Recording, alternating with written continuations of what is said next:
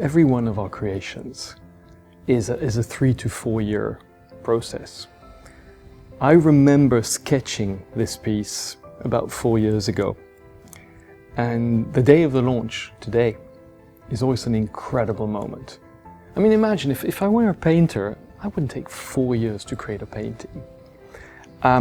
I do the sketch, and then we do all this insane engineering, all this R&D, and then we do all the modifications, and between the original design and what we can actually do technically. And that day, that special day you show it, is a great day.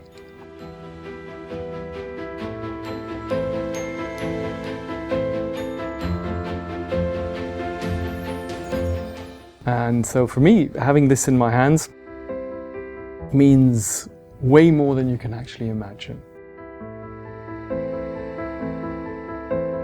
The whole idea of HM9 is based from a time where engineers were artists. There were no wind tunnels to tell you that whatever car or plane you were designing was actually efficient. So you would design something you thought would go fast. And therefore you would actually design something which would look fast.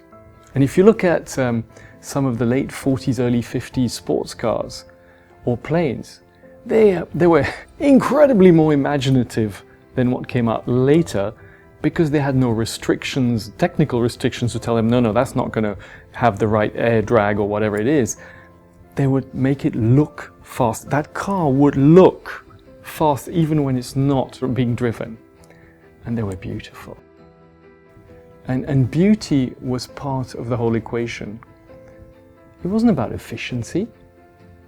It was engineers who were talking about beauty. And that's something I lacked a lot in my studies as an engineer. We never spoke about beauty. We never talked about humanity. And when you go back and look at the archives of those great creators of the 30s, 40s, and 50s, you realize that's all they were looking for.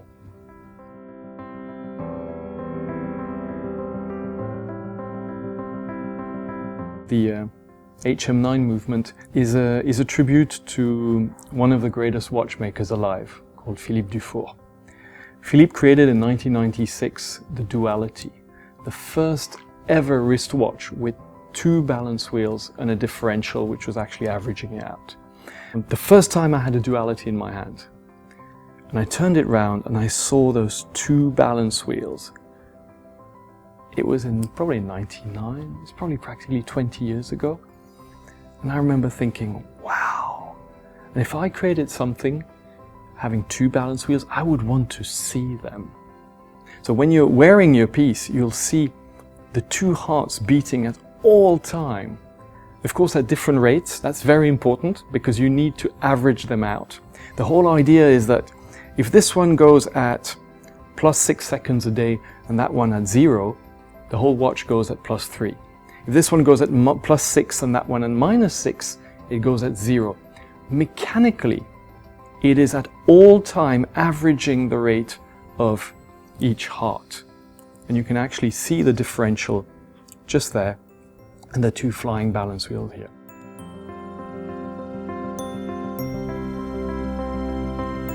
This case was amongst, if not the most complicated case we've created. First of all, because it has to look completely seamless.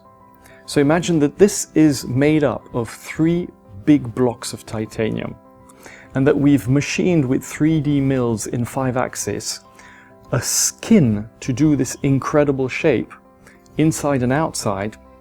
But we're in a lot of countries where you've got 95% humidity, we had to create the first ever 3D water resistance gasket, which we actually patented, which nobody had ever done. Without everything we'd created before, we would have never been able to create HM9.